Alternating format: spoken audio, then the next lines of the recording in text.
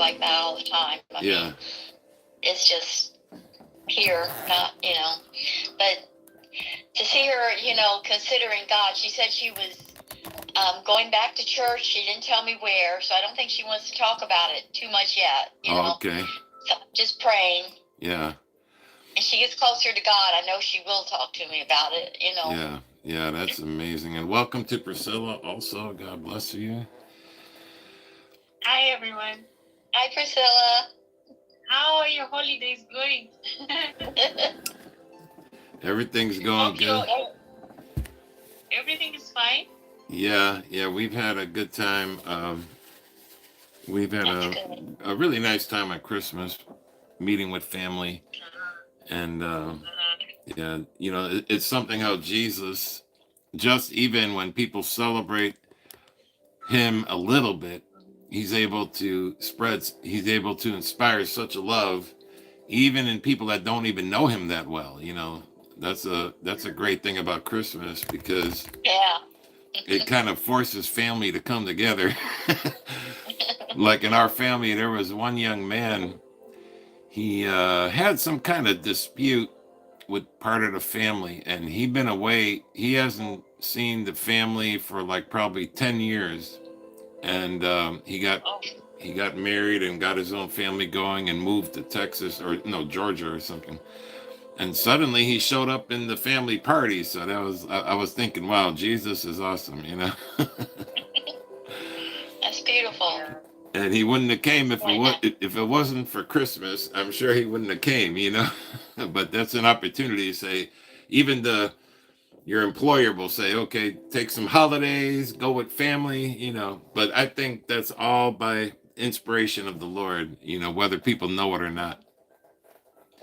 Yep. So yeah. Absolutely. Yeah, it's been pretty amazing.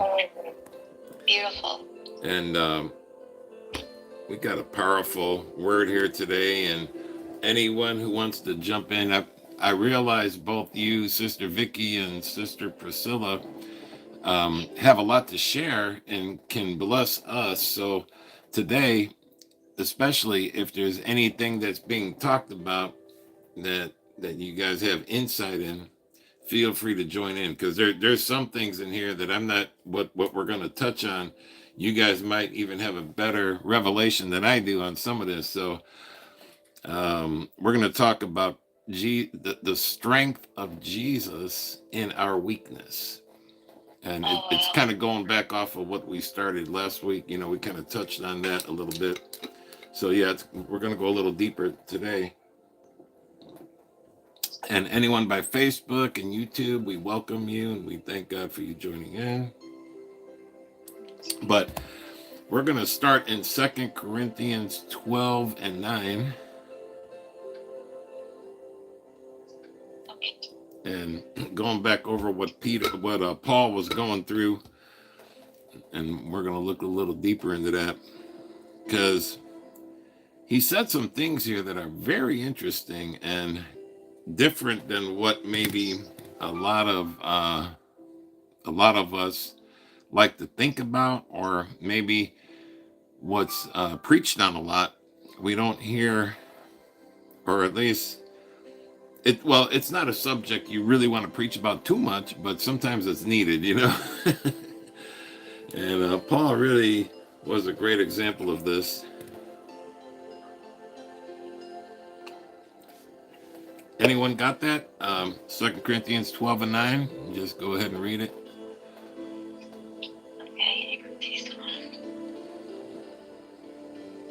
Okay, 12 and 9. Yeah.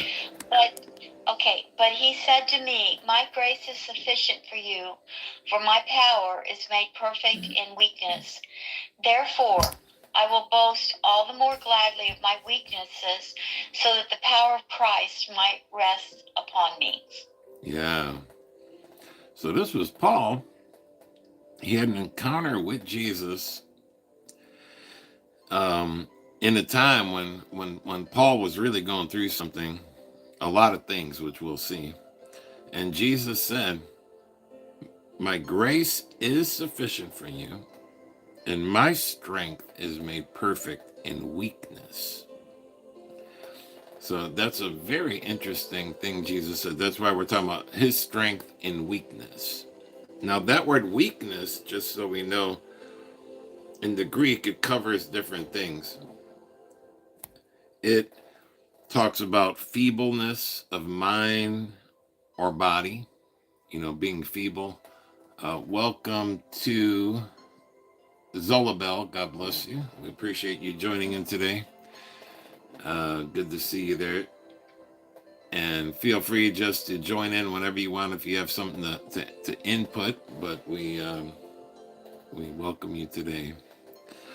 We are in 2 Corinthians 12 and 9, talking about how the strength of Jesus is made perfect in our weakness.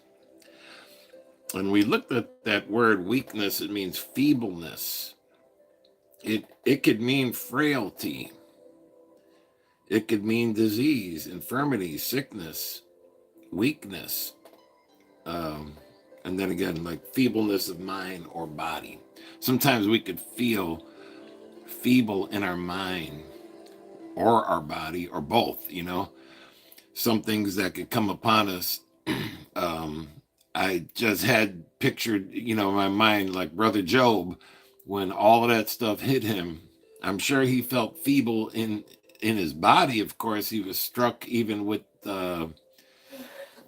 his body was struck with those terrible legions or whatever. But all that he went through, of course, he was feeble in his mind as well. His children being killed, him losing everything he had.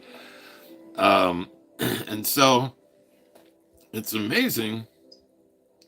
And Paul, talked about what he was going through, and we're going to look at that. But the idea that the strength of Jesus is made perfect in our weakness. That in the King James, it mentions strength, but it's the same word as power. So he says, most gladly will I therefore glory in my infirmities, that the power of Christ may rest upon me. So even when we as believers are going through things, and we could be going through a whirlwind of things that can test our emotional strength, our physical strength. But in those times of weakness, that's when Jesus says his strength can be made complete or manifested better when we're weak. That goes along also with the idea. Paul said, you see your calling, brethren, not many noble, not many wise after the flesh are called, not many mighty are called. Because God chooses the foolish things to confound the wise. He chooses those that are weak to confound the mighty. So the things of God are often backwards from what the world would think. So here we see what Jesus told Paul. My grace is sufficient for you. My divine connection with you. Grace speaks of the connection of the Lord upon you, his influence upon you, upon your heart, upon your mind, and his presence upon us. So Paul said, most gladly will I rather glory in my infirmity. So there are times when what we're going through can be a greater opportunity, I believe, to experience Jesus and, the reality of his strength and his presence. And let's look at what Paul went through, why he was saying this. If we go to 2 Corinthians chapter 11, because chapter 12, of course, he's referring in chapter 12, I believe, to what he was explaining in chapter 11, starting in verse 23. And in the New Living Translation, I could read this. So Paul was talking about how he was in weakness, and we're gonna look more into some details of that. But he was saying, "Are they the servants of Christ? I sound like a madman, but I served him far more. I have worked harder, been put in prison more often, been whipped times without number, and faced death again and again. 5 times, 5 different times, I received the 39 lashes from the Jewish leaders. 3 times I was beaten with rods. Once I was stoned. 3 times I was shipwrecked. Once I spent the whole night and a day adrift at sea. I have traveled on many long journeys. I faced danger from rivers and from robbers."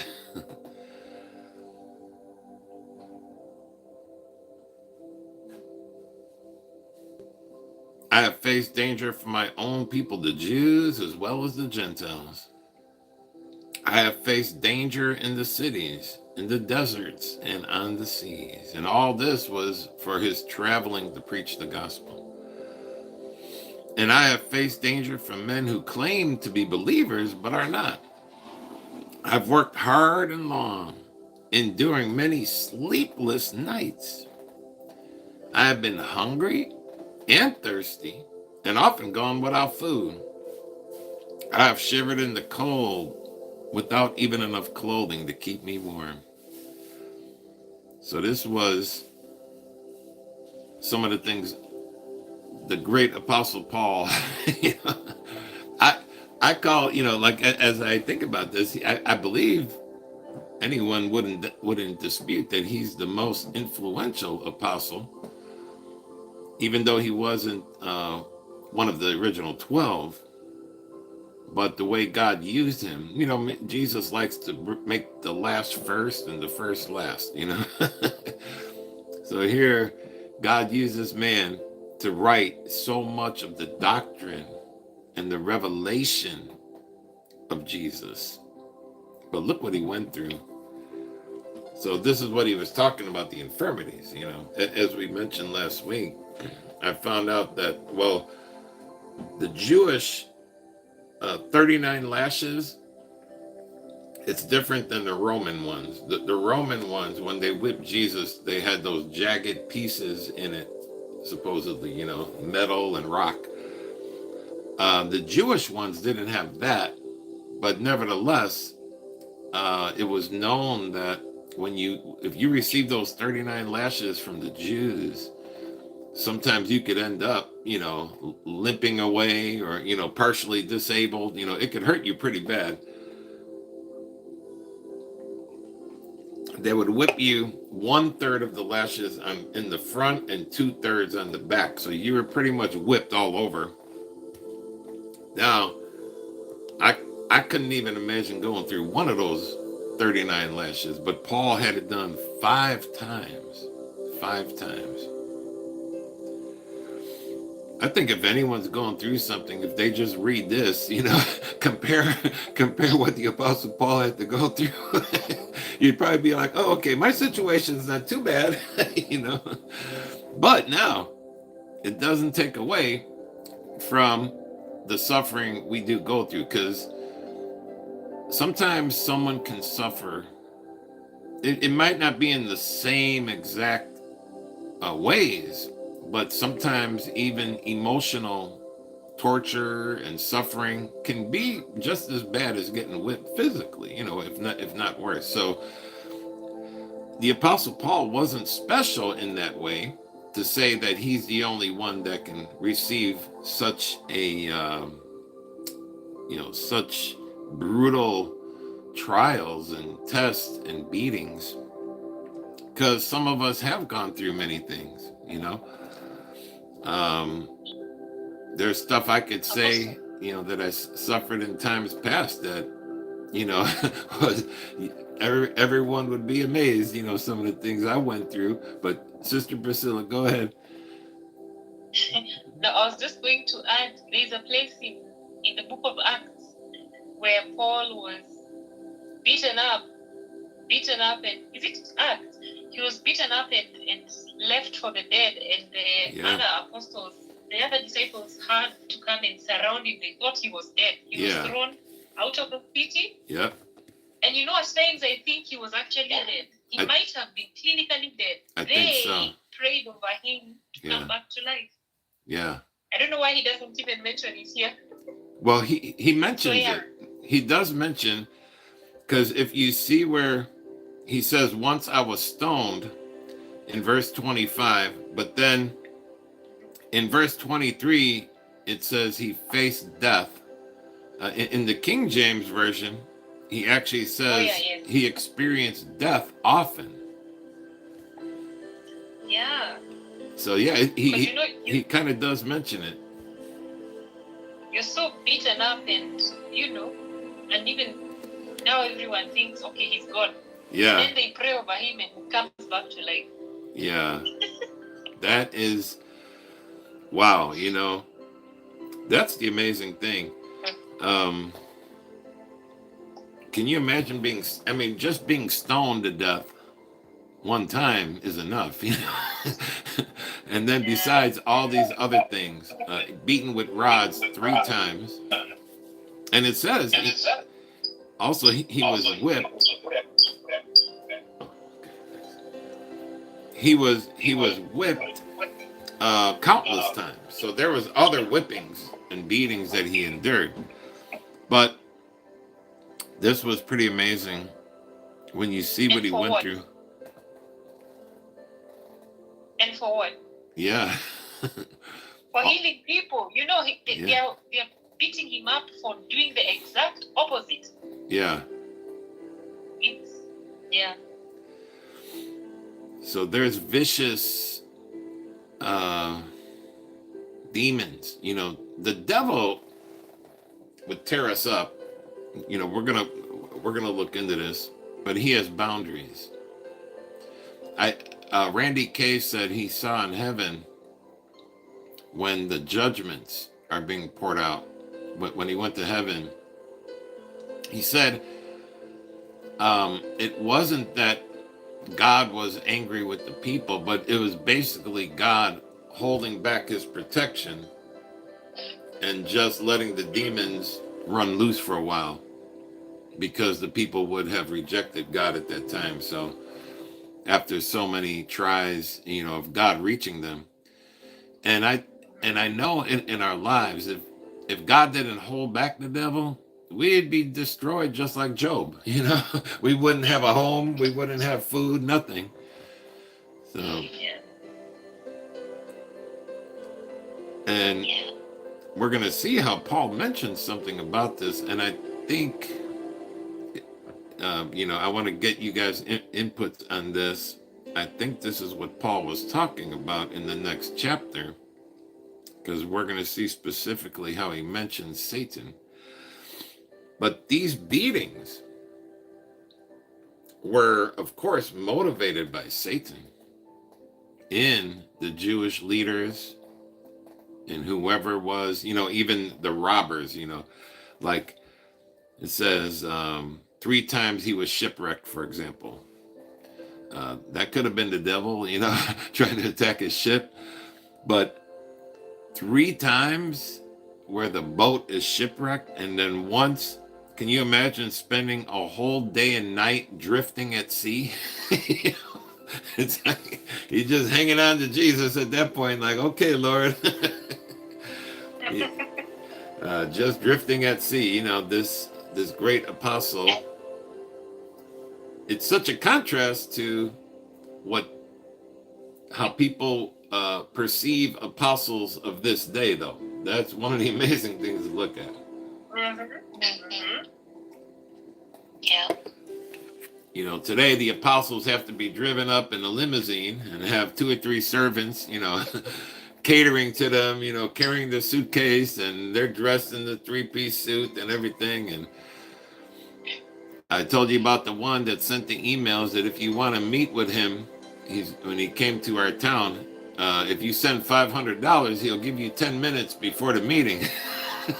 You know, I still can't get over that one. I'm like, I can't believe it. That's a good one.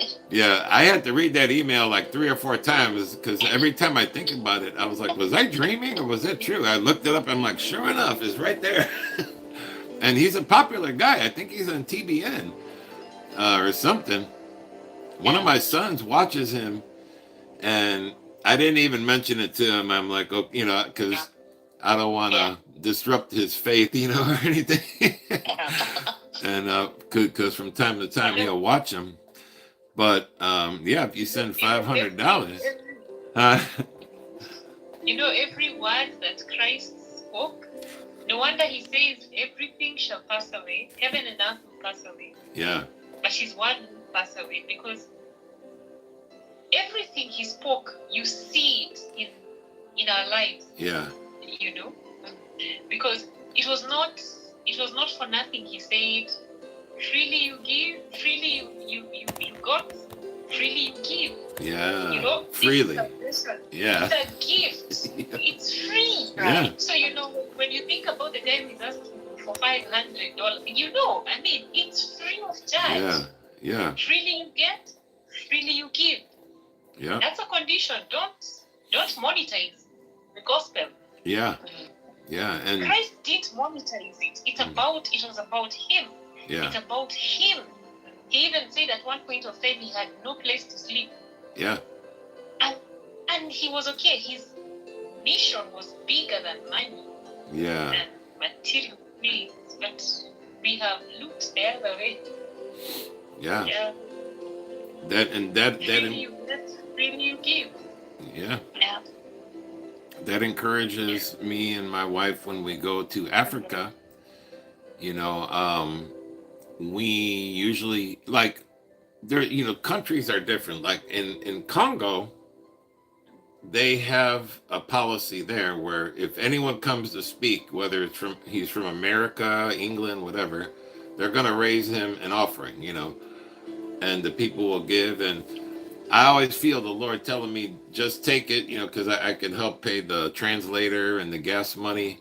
Like, don't refuse it because they're going to be blessed by their giving. So I'll receive it, you know, even though it's a small amount compared to what we spent. You know what I mean? But then in other countries, like in Tanzania or Uganda, if you come preach at some of their churches and you're from America, they want you to give them money, like, and they won't even raise an offering for you at all. You know, they won't. They might give you like like in some of the churches they would give you some African cloth, you know, that you can make a shirt, and you know your wife can make a dress out of, like that. That's like their offering. But they're definitely, you know, so when we go, we have to spend what we have, but it's worth it. And I've always seen the Lord compensate even more than what they could have given, you know, as we obey the Lord, you know. But speaking of Africa, there's been something my wife and I have been experiencing in this last week where we actually have to postpone our trip to Congo for a few months. And I can't go into the details, but it fit right into this message the Lord was giving me. so you know, later on, you know, we'll be able to share more details, but we are still going. But actually, when we go, it's a possibility we'll be able to stay longer than what we're about to go now, and really see, you know, the full mission, you know, more of a full mission completed of what the Lord been speaking. But yeah, but when you see what Paul went through and you compare with the modern day, you know, Jesus often said, he would say, the people of that generation shall rise up in judgment against another generation, and cities against cities. So it's good to compare ourselves with what the apostles went through in the Bible, because when these guys get this idea, you know, like the one $500 to meet with him for 5 minutes or 10 minutes, but that not to mention anyone who comes, I'm sure they're going to go through a whole racket, you know, of who can give 500, who can give 300, who, you know, they're not going to stop till they get every penny they can get, you know. But and it's not to say that the Lord does not speak to people to give, you know, because he will speak, you know, but you, as a man or woman of God, you got to know the balance when you're using your power, like Paul mentioned. He didn't abuse his power where he could have demanded more, and sometimes he even said, well, it was my fault, I should have demanded more, you know, and he didn't. So he was more of like, he'd rather work with his own hands, make money. He wasn't money minded, he wasn't motivated by greed, you know. So yeah, but the Lord always cautioned me, like when we started our church, he said, never violate the people's consciences, you know, when it comes to giving, and never manipulate. Because I've seen every trick, you know, that they have out there, you know, in the Chicago area. You know, I visited a lot of churches. I've seen a lot of stuff. I know exactly how they do it, you know. And I was always cautious. I was always like wondering about that when I was a younger Christian. But then as I got to know Jesus more, I could see, like, okay, I kind of see what's going on, you know. Sometimes behind the scenes, you know, when you're a minister, you kind of see what goes on behind the scenes too, and then you realize people really want to take advantage of the people to get that money out of them, you know, and they don't care if you empty your bank account, you know. I've been in services where it was like 4 or 5 offerings, and they're gonna pry and pry and pry till they get you to write a check or give money, whatever you got. As long as they walk away with a big bundle, they don't care nothing about the sheep, you know. That's why Ezekiel said, woe be unto the shepherds who feed themselves and don't feed the sheep. You know, that's very important. So but Paul, yeah, he faced danger on his journeys, many long journeys, danger on the river, you know, just crossing rivers, you know, and then facing robbers, people trying to rob him. Faced danger from everybody in the cities, in the deserts, even from false believers.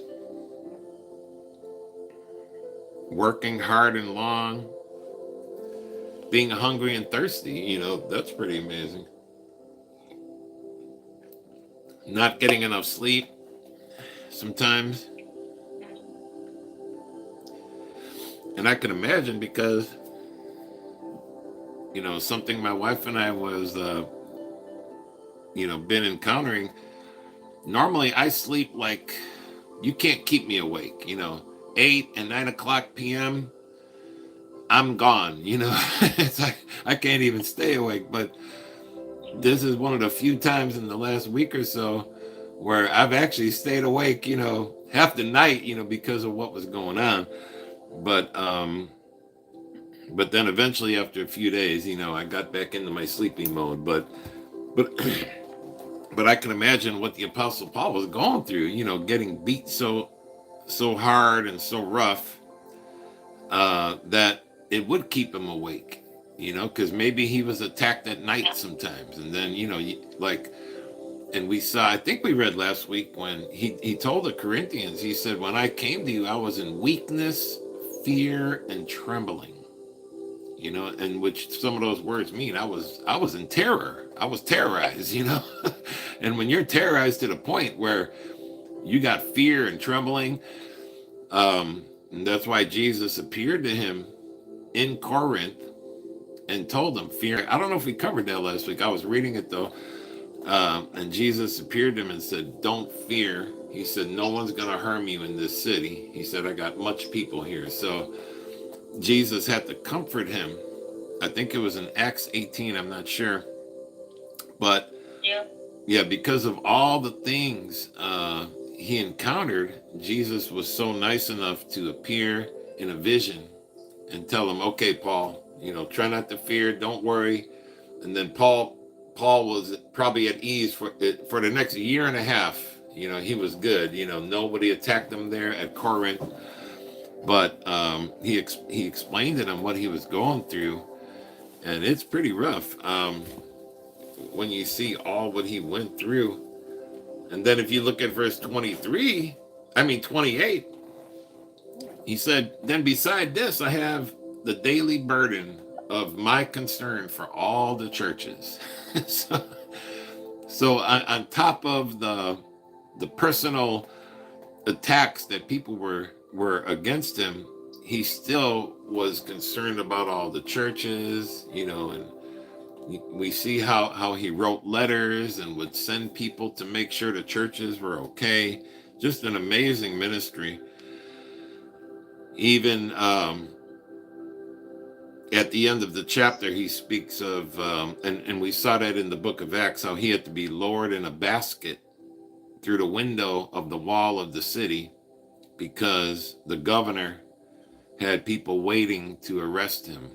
So he was let down and escaped. So he even had to, you know, find a way to escape, which that's pretty amazing too. You know, the fellow believers had to make a basket with ropes, and he went down and got away from those people who were waiting, because they were waiting at the gates for him. So they had to figure out a way. You know, this is kind of stuff you see in movies and things like that. You know, pretty amazing. So Pastor Laura. Yeah, go ahead. Okay, I don't know if you can hear me. It seems like I've lost my speech here, my audio. But I think about Paul, and it seems like in a lot of those times, I don't know what percentage, he was alone. Oh, yeah. And, you know, to go through so much, so often, you know, I think it can be very encouraging to us when we feel like we're alone and we're going through so much so often. Now, I don't feel like that right now, but I'm just saying. Yeah. You know, and you know, but he didn't. I don't know as if he probably did doubt God. Many people do, but he held on to his faith through all that. And I just think that's something we don't hear much about anymore today. You know, we are still in this we're still in like a time period where still a lot of pastors are, you've got to be healed, you've got to have money, you've got to be prosperous, God's got to take care of all your problems. Yeah. And I'm not saying that he doesn't, and I'm not saying that he won't. And I think we're going to see great healings. And so I think those things can happen, are happening, and will happen. Yeah. But when you look at Paul and all that he went through, sometimes they just don't. I know. Yeah. I mean, they just don't, you know? And when they don't, then what do you think? Yeah. I mean, do you start thinking, well, oh my goodness, did I sin over here or over there? I'm not saying you shouldn't consider yourself. But, you know, or do you start thinking, well, God's there, but he's not doing this for me, you know? And do we compare ourselves? You know, we think about other people that are kind of doing what we're doing maybe, and they're not going through all this, and what's wrong with me? And, you know, you just, you know, I think that's a message that just hasn't been preached enough, because I think that everybody's afraid of getting it out of context and going into this suffering for Jesus. Yeah. You know, mindset. Well, you've got to suffer. Well, you've got to suffer. You've got to suffer. You know, and I think it's difficult to find that balance. Yeah. Where you realize you're going to go through things. Sometimes you may never know why. And sometimes it may look like God's not coming through like you think he should. Mm-hmm. You know, or at least not as quick as you think he should. Yeah. Or in the way he should. And I mean, Paul, I agree with Priscilla. I think that Paul probably did die sometimes. Yeah. I think he did, you know. Whether he did or didn't, he's at the point of death. I mean, you know. And you just have to know that at the bottom of everything, the basic foundational truth that you've got to keep top of mind is that God loves you. God will take care of you. Whatever you're going through, God absolutely is there. Yeah. And He knows. Yeah. And He knows. Yeah. He's not ignoring you. He's not looking the other way. He's not too busy. It's not that He doesn't care. It's not that, and I think it's an easy thing to say. We hear it so much that it almost becomes a cliche, Yeah. Oh, God will take care of you. We'll pray for you and God will take care of you. It's almost like a cliche, Yeah. It's like you just say it. But it's such a foundational truth that I think we've lost in this world today, especially in America. I think especially in America. Yeah. We have so many other ways to take care of things. So many other ways that we as human beings can get things done. That's right. That foundational truth that's so important. It gets you from the cradle to the grave, to heaven. Yeah. I don't know. I don't know. Yeah. And it's a test to see, it's a test of our trust in Jesus, Do we trust Him? What He said. He said, I'm with you always. But then when things go wrong, we have to know He's with us. Like that whole footprints, the revelation, whoever made those footprints in the sand, when there's only one set of footprints, and the person asked Jesus, how come there is times I only see one set? He said, yeah, that's when I was carrying you. You were too weak to walk, so I had to carry you. So those were my footprints, And that is true, Jesus is with us all the time. He knows He's there for us all the time. Right. And sometimes we won't understand exactly what we're going through, but we have to trust Him no matter what. Right. Didn't Job say that? Though He slay me, yet will I trust Him. Yet will I trust Him. Yeah. Everything was taken from Job. He was a very rich man. He had everything going, and he was very upright. Perfect in many things, and God let the devil destroy him. Yeah. But He said, though He slay me, yet will I trust Him. Yeah. And I think, Apostle, that is what is missing in our Christianity today, in our faith today. Because if you look at Paul, he understood that suffering was part and parcel of the calling. It is. And if towards the end of the book of Acts, when he's being taken to, that Sanhedrin, and before the rulers, he, at some point of time, he's been harassed, he's in chains, and he's still telling the ruler, no, wait, I have to tell you about Jesus. Yeah. This man, even when he's writing his letters, he's saying, an apostle of Jesus for whom I am in chains. Yes. He didn't consider chains anything. Yeah. And in fact, at some point, they were so pleased with his character that they would let him go, free, and then come back to jail. Mm-hmm. He's he reminds us that actually suffering is part and parcel of our faith. And even though we suffer, we have not gotten to the point where we have shed our blood. So we Christ suffered most. Yeah. And so if He suffered, then we must accept that, the faith comes with, the walk comes with suffering. Yeah. And, even after Paul goes through all that, he gets to a point where he says, I'm not sure what is better. Is it to die and go be with Christ, or to stay and keep preaching Him? That man had completely, surrendered everything to Christ. Mm-hmm. Everything. And that is why suffering was not an issue for him, And even when Ananias was sent to go and anoint him so that he, during his conversion, Yeah. this guy to anoint him and he was saying, "No, I can't go. That man is persecuting Christians." And God told him, "Go, Mm-hmm. go. I will show him how much he must suffer." You see, so suffering is part of the package. Yeah. And because the faith we have nowadays is no. Why should I walk? I need a limousine, like Apostle, you're saying we need leaders to be driven in limousines, and we have completely ripped out. Yeah. Faith. What we have is something else. It is not faith. Mm-hmm. Yeah. I don't know what to describe. And so we keep wondering, where did the miracles go? Yeah. They went when we stopped, holding on to real faith. We stopped holding on to Jesus. Yeah.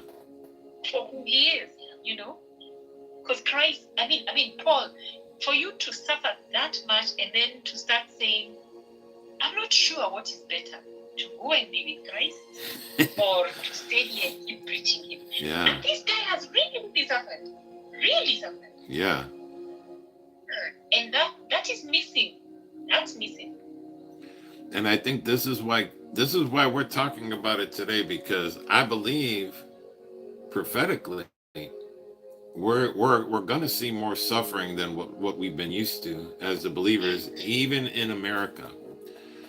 I mean, right now you see what the saints in Nigeria, for example, been getting attacked and killed, and the president of the United States is kind of like, he promised before he became president that he will stand for the Christians everywhere. So that's God's grace, even to maybe give them some relief, because they've been tortured so bad, where you got the president here and the army of America going to protect Christians who are being persecuted, which is a good thing. But why is there a need for that? And most times when that stuff been going on, the president of the United States will acknowledge maybe, or maybe not even acknowledge what's going on.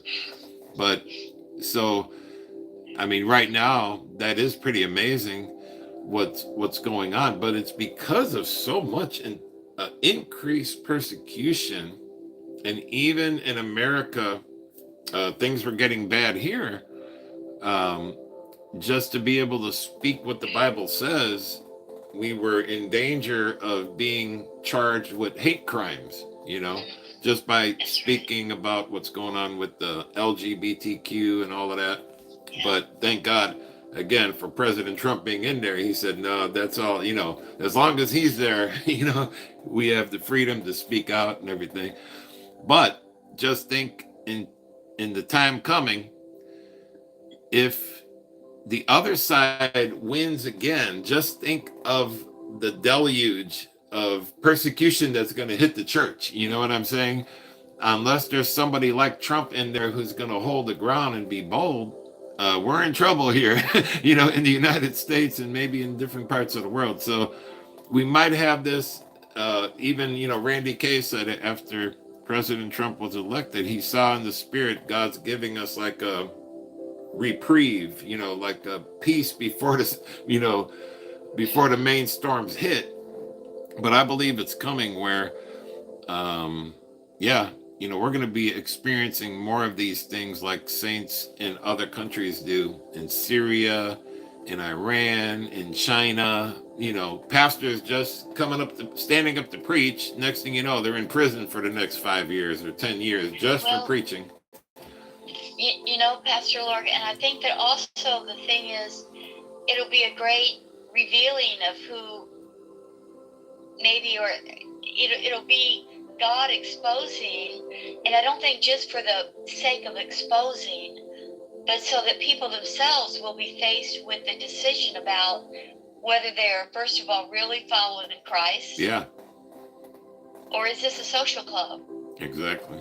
Is this a social club? Because if you face arrest because you preach against some LGBTQ ideas, or say you just don't agree with them, Yeah. or say, oh, I don't think abortion is right, Exactly. Yeah. well, whatever it is, whatever issue it is that comes up, and you could be arrested for that. How many pastors are going to just say, well, we'll just be quiet about that? How many pastors, exactly, are going to be willing, if the Lord wants them to speak out to continue to speak out against those things, and it might be, I don't know, it definitely will be one way that we ourselves can say we definitely are, trying to follow in Christ's footsteps, because we'll be willing to go to jail if need be. I don't know how that's going to play out. There's so many of the traditional churches right now that are allowing so many things. Yeah, that's true. And I think that unfortunately, I pray every day, God, I want my churches back. I want my church buildings back. I say, not my, but just America's. I want it, but I just think there's going to come a time when those churches are just going to fall right in line, whatever the government's going to tell them. Yeah. Because if they're bowing to social pressure, if we bow to social pressure, how are we going to bow to political pressure, to governmental pressure, so yeah. Yeah, I don't know. Yeah, and this is, I believe God's getting us ready. And that's true, because I think there was so much pressure to accept, this crazy idea that a little boy can become a girl, or a girl can become a boy. And then, of course, men, this crazy demonic invasion into the people's minds. It's totally demonic, where in times past, people dealt with that, but it was just very low key, Then when it was pushed politically and accepted politically by the Democrats, in America, it just opened up floodgates, and then legalizing gay marriage, that just really, those demons became so strong. And now it's like, maybe, I don't know how the percentage, but it's amazing how many people you could just meet from day to day that are under the influence of those demons. It's like, wow, And if President Trump didn't win, it would have been much, much worse. He's trying to put a stop, getting him out of the military, changing the perception, saying there's only two genders. He's doing all he can to do that. And they just came out the other day, last week, all the Department of Health and all of that. They're making very, very bold statements that concerning children getting sex change therapy and all of that. They're coming out against that very strong. They're like, no, a man is a man, a woman is a woman. You can't change it, So, but yeah, we're seeing that now. But I pray that God will keep that going for a while and give us more time. He could, but at the same time, I know the devils are angry, the people are angry, and they want to retaliate, and they will at some point, I believe, It's crazy. But now, going through all those things, Paul mentioned something very interesting in 2 Corinthians 12:1, as he's going through all these sufferings, persecutions, and then the very next thing he says in 2 Corinthians 12:1, and he says, it is doubtless not profitable for me to boast. And then he says, I will come to visions and revelations of the Lord. So I think this is something so powerful, because sometimes people can mistake and say, well, bad things are happening because that person must not be pleasing the Lord. But here we see the opposite. You know, Paul was going through all these things, but yet he would have visions and revelations of Jesus. As we see, you know, Paul mentioned just, he said how the Lord spoke to him. His strength is made perfect, you know, his grace is sufficient. And then in Corinth, he said, don't fear, you know, I have many people in this city when the Lord appeared to him. So he would come to these visions and revelations of the Lord. So he was obviously, and as you read his writings, you see the revelation of Jesus, which he said, no man taught him this. He was taught by Jesus appearing to him. So we see like he was getting extreme revelation to teach the generations to come. You know, we look at his writings every day. You know, millions of people are reading what Paul wrote. He's having such an impact to this day. And yet he went through so much suffering, but yet he was so effective. So effective. And yet he was very close to Jesus. I know that you can't have visions of Jesus appearing to you and he's not impacting you, you know, and we could see the result of the impact in his writings, which was so amazing. You know, he explains so much when you read his letters, when you read the teachings in Galatians, Ephesians, Colossians, you know, it's like every verse is like a depth of deep knowledge and wisdom and bringing things together to our understanding. Yet he went through so much, but he was given so much revelation. And so then he goes on to explain something in verse 7. So I don't know, Sister Priscilla, do you have that verse 7 to read? 2 Corinthians Yes. 12 and 7. Yes. Okay. So to keep me from becoming conceited because of the surpassing greatness of the revelations, a thorn was given me in the flesh, a messenger of Satan to harass me, to keep me from being conceited. Yeah. And in the other version, it says, so I won't be exalted above measure because of the abundance of revelations. Then the messenger of Satan was sent to buffet him, lest I should be exalted above measure. So I've heard different explanations about the thorn in the flesh, but after reading this a lot in the last week or two, it seems like, and this is, you know, I want to get your guys' opinion if you have, that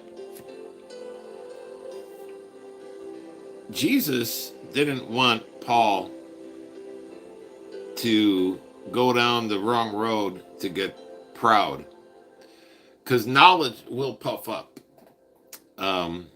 The more you know the things of God, it could cause pride.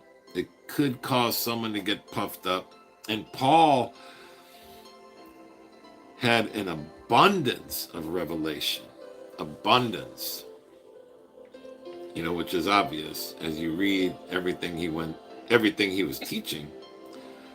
It seems like God, when it talks about the messenger of Satan, it seems like it was God pulling back the boundaries like he did with Job. Not for the same reason, but that it seems like Satan and his demons are so vicious, like animals. You know, they've gone crazy in their mind. They'll just try to destroy, try to hurt you, try to do whatever they can. And because of that, it seems like God said, okay, I will allow those demons to bring trouble upon Paul, because actually it's going to help Paul. That's what it seems like, you know. But lest he should be exalted, because getting exalted, which means to become haughty and to think of yourself more highly than you should, that's very dangerous.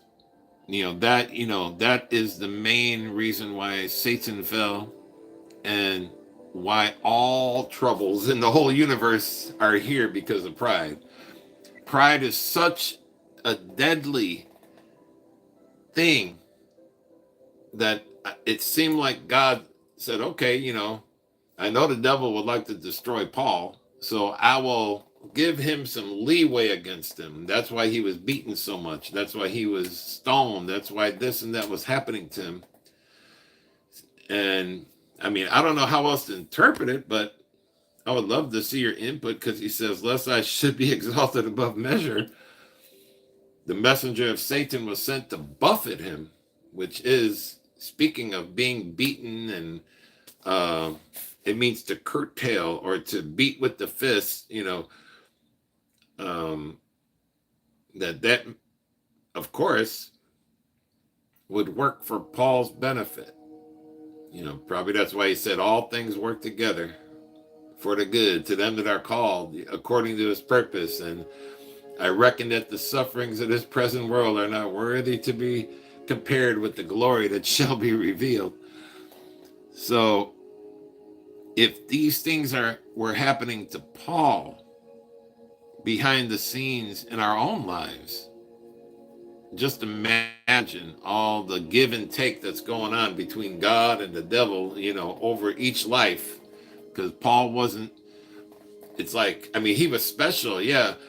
But what happened to Paul, we're all subject to the same things that happened with Moses, Paul, David, everything, but on different levels and in different ways. So, I'd love to hear anyone's input on that. That it seems like God may have pulled back some of the boundaries. Satan works under boundaries. He's not allowed to go beyond the boundaries to hurt us, as we see in the book of Job. God's like, have you considered my servant Job? He's like, yeah, but, you got this hedge round about him. We can't even get to him, So in the spirit world, the demons have to follow boundaries, and they're fighting to get beyond the boundaries. And many times we do stuff that allows the devil to hurt us. But then there's other times, because of a bigger purpose, it seems that God will allow the devil to go a little bit beyond the normal boundary, but to still work for our good. And that's what it seemed like was going on with Paul here. Anyone got any comments about that? I think I agree with you.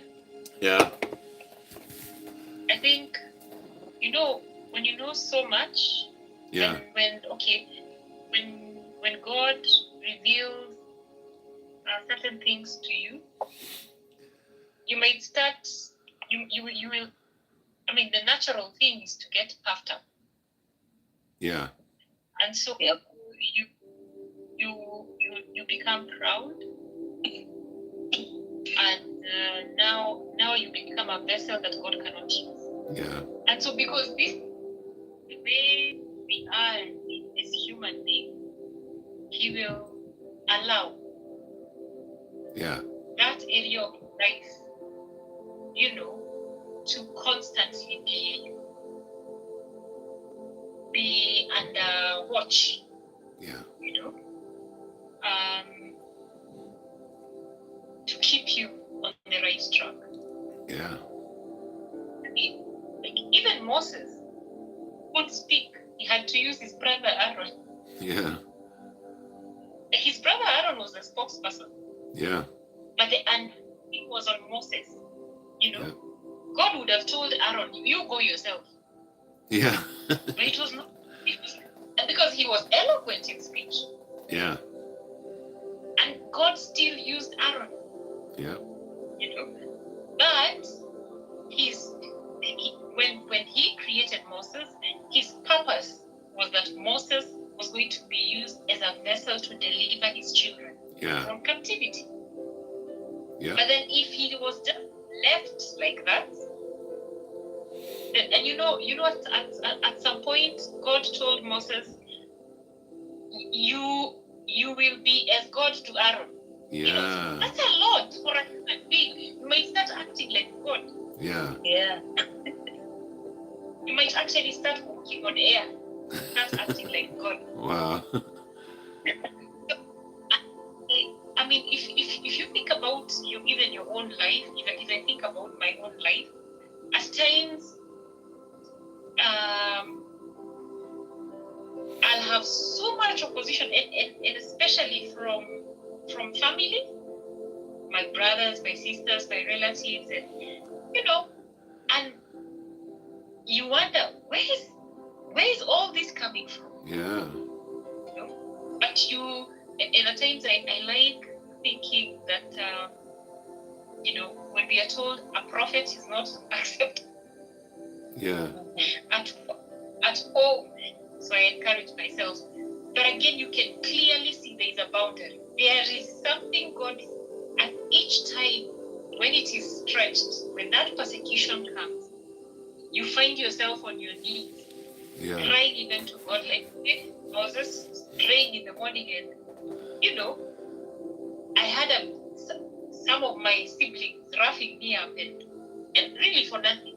Yeah. And I when I paused to pray, I was telling Christ, I think I now understand why when you were hanging on the cross, you said, you told God, forgive them. Yeah. They don't know what they're. Because instead of really getting angry at them and telling God, oh God, these people, I paused and thought, my goodness, you are lacking so much revelation. If only you knew who God is. If only you would stand where He's standing, perfect. But there are certain fundamentals that you're getting wrong, and you can get into serious trouble with Elohim because of that. Yeah. And I just said, oh my God, no wonder Christ just said, forgive them. Because if we were not forgiven, then I don't know. Probably the world would have just shut down. That would have been the end of mankind. Yeah. So there are those constraints you will find, and I like to think about it like a tap, like a lid to a bottle. Yeah, like the medicines that that I sell at my shop. Yeah. We didn't open. They're still holiday. So unless that lid to that medicine bottle is tight, Yeah.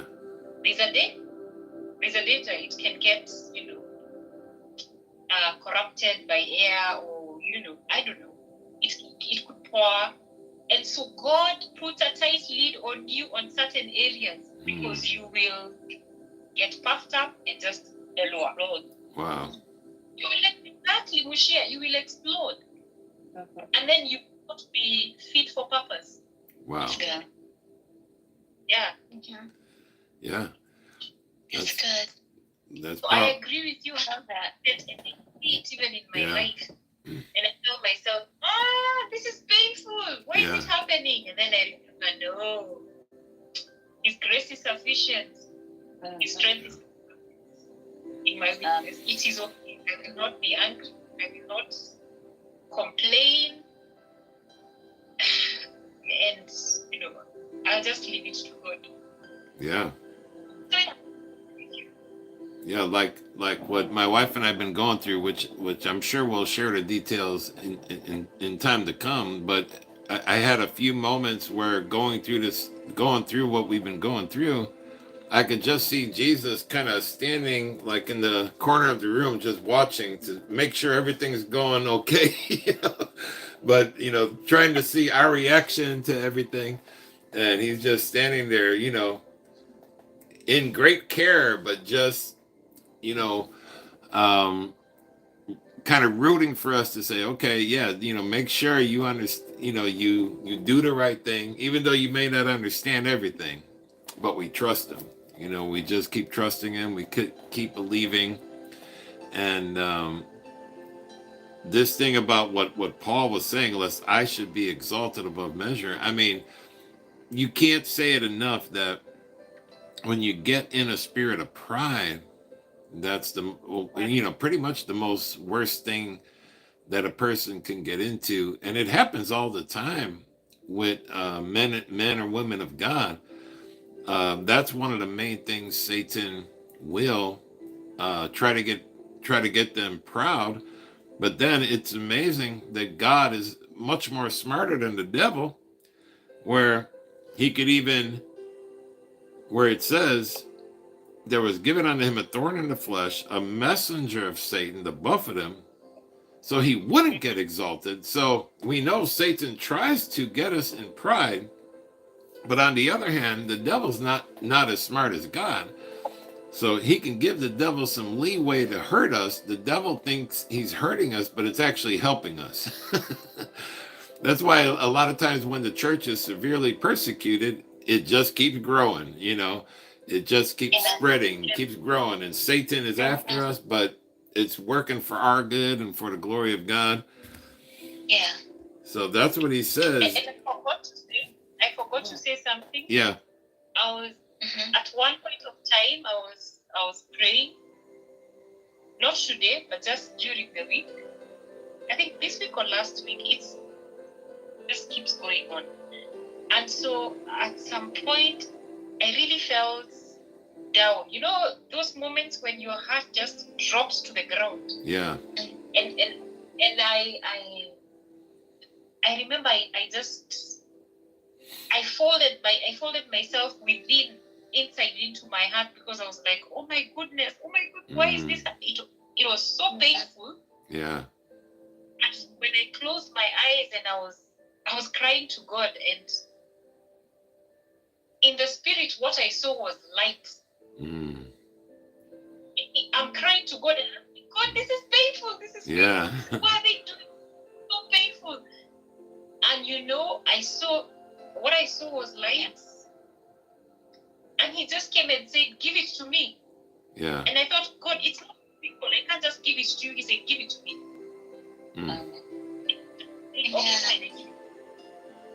And this is what shocked me, that after I did that, it was gone. Wow. The situation did not change. Yeah. What they said did not change. What they did not change, but it was gone. And I told, and it reminded me what he says, that he's close to the broken. Yeah. That's right. Spirit. And I told him, Lord, it's true. My spirit was so broken. I was so, where did you even come from? Now I'm asking him, how did you even see that? Yeah. But I can think like it was physical. I didn't know you could do. And it has not bothered me. The rest of the day, it was in the morning. Wow. The rest of the day, I was singing, praising, worshiping, whatever was the matter. God, it was not in my hand. He just lifted it and it went. Yeah. And nothing had changed. But the weight of that, God. Yeah. Yeah. He gives you peace. Yes. Oh, I did not know that you could actually, take it like a physical thing. Yeah. I was amazed. Yeah. Yeah. It's very interesting, and like Paul said, he realized, because he had glimpses of heaven and being caught up and everything. He said, I reckon that the sufferings of this present world, they're not even worthy to be compared with the glory that will be revealed in us. So he knew, and the reality is that what's coming upon us as believers and for God's people is so great. And we're going to look back at everything everything in this life later. We're going to be like, oh, that was really nothing compared to the amazing life we're going to have. We're going to look back and say, oh, that was like being a baby in the mother's womb, like, just going through, and then you come out and you're fine. But yeah, but when you're going through now, but and something, but I love what Sister Priscilla said. God is close to the broken, and Yes. when you're broken, I look at I don't know if everyone's familiar with Toby Mac, the singer. He's one of the most popular Christian singers ever. And he writes some of the best songs ever. He always has faced great success, selling millions and traveling and touring the world, and for the last like 35 years. And he never ceased from being at the top of the Christian, music industry and everything. But a couple of years ago, when his son reached 21 years old, he died from taking some kind of drug, and he just died instantly. And Toby Mac was talking about by him losing his son. His son would appear on a lot of his recordings, like every album, his son would do like a song on there. And so his son also was coming into the music industry, I think. And his son did his first concert, and after the concert, someone gave him something that said it would help him. Like he was taking a medicine so he can get to sleep, but then he needed to take something to wake him up or whatever. And it had a bad reaction, and he just, boom, gone, but Toby Mac was talking about it, and it actually, like, he realized that was about two or three, well, no, maybe 4 years ago now, but it has impacted him in such a way where he became so broken, so shattered, and you see the change even in his newer music.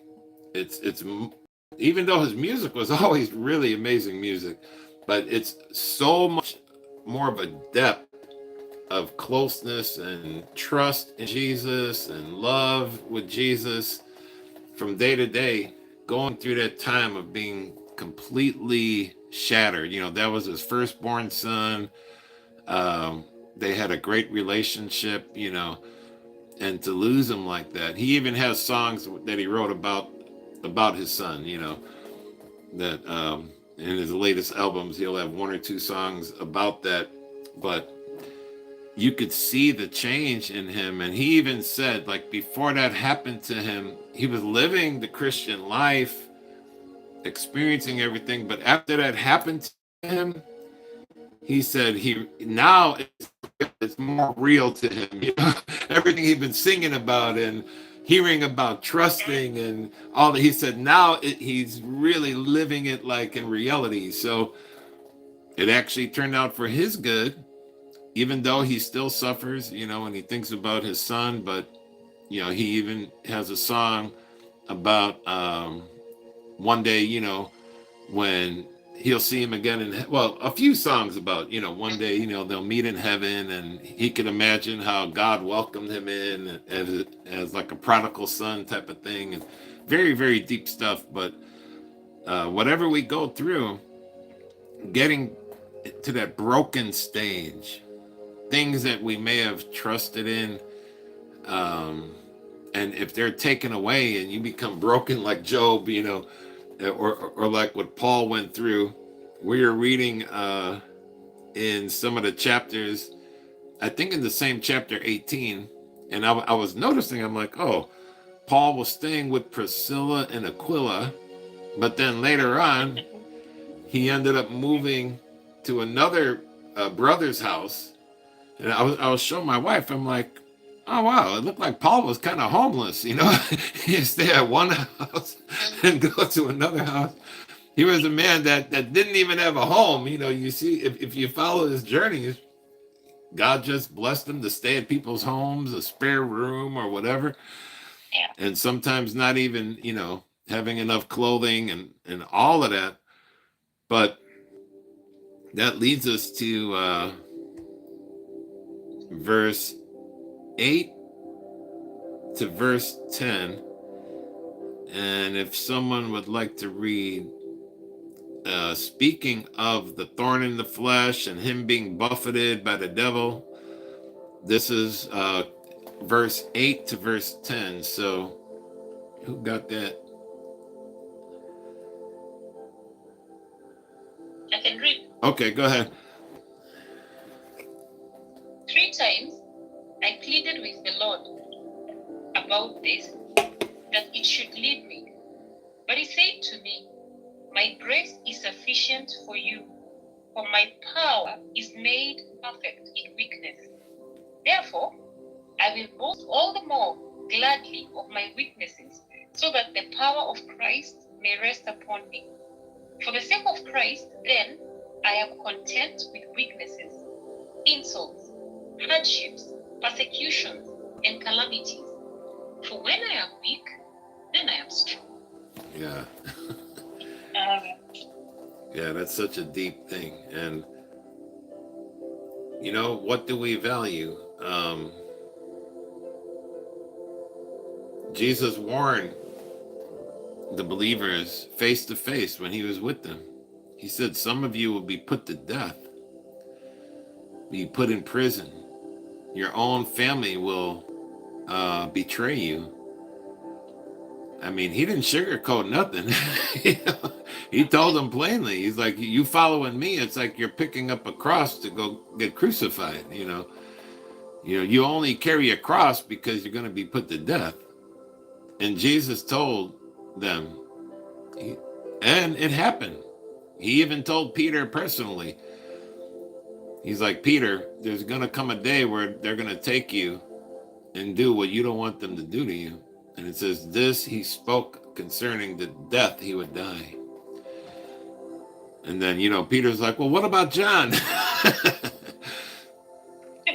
and then Jesus said, well, what is it to you if I let John stay alive till I come? There's rumors that he might still be alive. I mean, I've heard of some people say, but, we'll find out. But even in the Bible, it said, well, this became a rumor that Jesus said John will stay alive till he comes, but it says he didn't say he would. He said, but what if? So, I love how John described all that.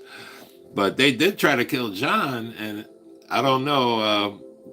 It's not clear if there is a clear record of how he died, but whether he's still alive or not, Jesus warned his disciples, his believers, and they were torn to shred by lions.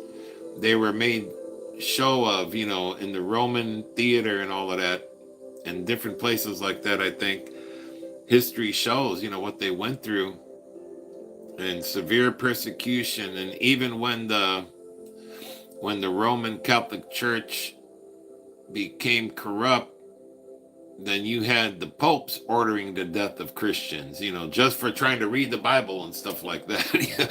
So the church went through very, very confusing times. And Paul said, I will take pleasure in infirmities, reproaches, in needs, persecutions, distresses for Christ's sake. When I'm weak, then I am strong. So, and something Sister Priscilla said earlier, that through the sufferings, the power of God could be manifested better. And that's what Paul's saying. He said in verse 9, I will gladly rejoice in my infirmities so that the power of Christ will rest on me. And that's that power. From his own body, handkerchiefs will go and cast out demons and heal the sick. And I think the more we experience trusting the Lord, no matter what, and there's times where I've thought of like, hey, everything been going too good for too long. I'm like, I wonder when I'll be facing something. Because I know, it's not normal to experience just all good things, because I know that from experience and from the word. And I was just thinking about that a few weeks ago. I think the Lord was warning me because I had that thought. I'm like, wait, things can't be going this good, for this long a time without anything major. Um, and yeah, I mean, you'd be surprised if maybe one day I'll share some of the things, but of what happened even in the past and even now or whatever. But the good thing about it, God's grace is sufficient. His strength can be more perfected in our weakness. When we are brought to nothing, we could really see the power of Jesus rest upon us, and God demonstrate, like what Paul said, I was with you in weakness, fear, and trembling. He said, so that your faith would not stand in the wisdom of men, but in the power of God. So, yeah, whatever we're going through, anything that we face, we can count it up as something that God's going to use. Now, Peter warned, like, now don't rejoice if you're suffering as a murderer or a busybody or things like that. Peter explained that. He said, but when you're doing good and you suffer, the Spirit of glory and the Spirit of God rest upon you. So even Peter was saying the same thing. When you suffer for Jesus, the Spirit of God is resting upon you, and the Spirit of the glory of God. So yeah, as we face whatever we face, the amazing thing is, God will reveal his power. He will bring us to the point where he can use us even greater and greater. And not only for this time, but also for the new millennial reign. We're being prepared for a reign of 1,000 years on earth. What we do now will affect our position there. So no matter how many years we got left in this phase of life, we still got time. Whatever we're doing, whatever we go through, it's going to prepare us for something far greater. And even in the new heaven and new earth, what we do now affects our eternal destiny. How we face these things, how we trust the Lord, how we're willing to say, Lord, whatever it takes. Like when they prophesied to Paul, when that prophet came in and bound his feet and hands or something and said, thus shall they do to you if you go to Jerusalem. Paul said, okay, if they bind my hands and feet, he said, even if they kill me, I'm willing to go. Paul had that attitude, even if I die. So these are the points that I think God wants us to get to. That point of total trust. No matter what happens, hey, I'm going further with Jesus. I'm going to see his plan fulfilled. And when things go wrong, it doesn't mean God's not pleased with you. It could mean God is well pleased with you when things seem to go very wrong, and when things could be the hardest things to endure. That could mean, hey, you're doing good. Just keep going. So Well, yeah. regardless of how and why those things happen to you, I think that the crux of it is just total, complete reliance on the Lord. Yeah. Amen. A simple, total, complete reliance on the Lord. And that's when, that's what we've been saying, that's when God can really be God, because he's going to get all the glory. Yes. And there's no way we're going to get the glory. He's going to get the glory. Amen. And when that happens, you almost get in a place where it's like, I don't think it happens till it happens. So I don't think you can get to that place until it actually happens. Yeah.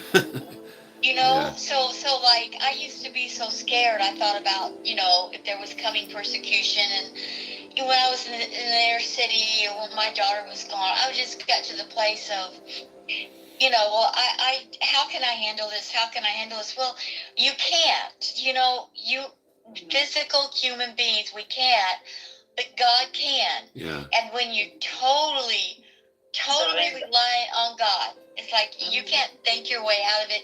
You can't feel your way out of it.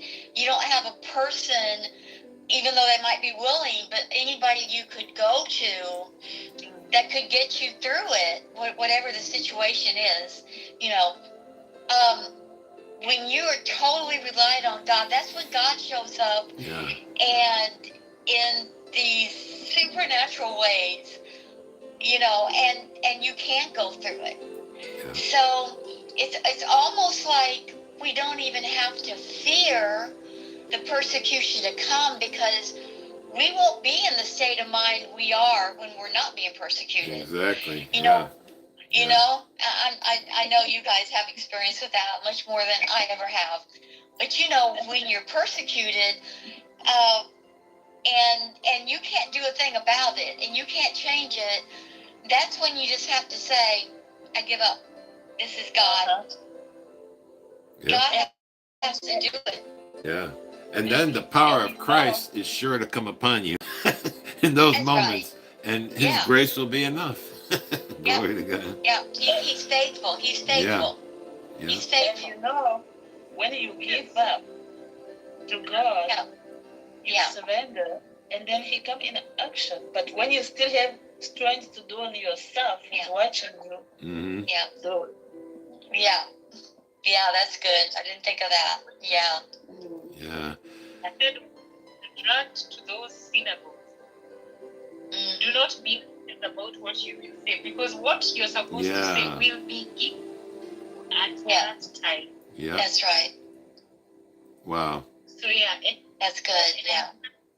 It's coming and it's soon approaching. I listened to what Randy Kay said. He had a revelation from God, and when he was preparing for this year's, that meeting in Normally. Yeah. It's called what? It's Heaven Encounters. Yeah. And I remember him saying that Christ told him, it will be your last. Oh, yeah. And that just tells you where we are headed to. Yeah. A time is coming. A meeting like this we can't hold. Because a time is coming that you send an encouraging word to a brother or a sister who is in pain, because that is against, it is illegal, it is a crime. Yeah. That time is coming. Yeah. And so when we need to remember that we are not supposed to say anything until what we are supposed to say is given to us. Yeah. Yeah. And what we are learning here, we have to store it in the store. That when that time will come, we remember and we hold onto the word of Christ, which we have heard, and will get us through to heaven. Right. Yeah. That's good. Yeah. For sure, time is coming. Yeah. It is coming. It's coming. In Africa, they've been known, like if there's like a government chaos going on, like during elections or whatever. In a lot of African countries, they can just shut down the internet for everybody. I don't know how they do it, but where like I think like Sister Priscilla said, there's coming a time you could try to go on Zoom, Facebook, YouTube, nothing's gonna work. It's just you and God, and your family, whatever, and that could happen. It happened in Tanzania just a few weeks ago. There was a big commotion going on, and they shut down the internet.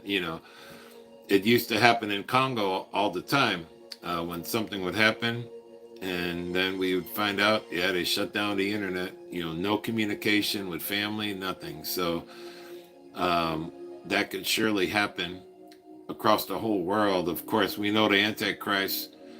Now that everything's becoming digital, we see how easy it would be. No one can buy or sell without the mark, because they could just shut down your ability for transactions. If you don't get the mark, you won't be able to activate you for you to buy or sell. So now you're on your own. But yeah, but one thing about it, whether it's hunger, thirst, loneliness, cold, whatever we go through, let's cling to Jesus. And when times are good, let's rest in Him and let's rejoice. But as Sister Mushi was saying, we got to prepare. We got to prepare. Sister Mushia, can you close us out in a word of prayer? Are you able to where you're at? Yes. Okay. Father in heaven, we thank you. We praise you. We love you, God. We thank you for this moment you have allowed us to gather around this piece of machine with other sisters around the world. We are so grateful that we have this opportunity to talk about you. And we know that you like when we talk about you, and you're always there. Thank you for being here, Lord. Thank you for hearing the conversation we had in your word. We ask you, Lord, to strengthen us when we are weak. We ask you, Lord, to bless us physically, mentally, even materially. Yes, God. Because you say blessing, you shall bless us. And we trust in your word. We trust in what you say. Father, let the word we heard today, Father, stay in our heart. Let us remember it even in the hard times, which will come ahead of the time. Father, we thank you. We praise you. I leave each and every one into your hands. You know the heart of all of us. You know what we're going through. But only you, Jesus, can bring us out in victory. And all the glory belongs to you. Bless us today. Bless your servant. Bless everyone who will hear this message. Let us be ready, prepared for you, for your coming. Because the Bible says you are coming soon. We don't know how soon, but just help us to be ready. Thank you. In Jesus' name I pray. Amen. Amen. Amen. Well, God bless y'all. It was so good to see everyone today. God bless y'all. A great meeting. Thank you. Amen. Happy New Year. See you next week. Amen. Yeah. God bless you all here. And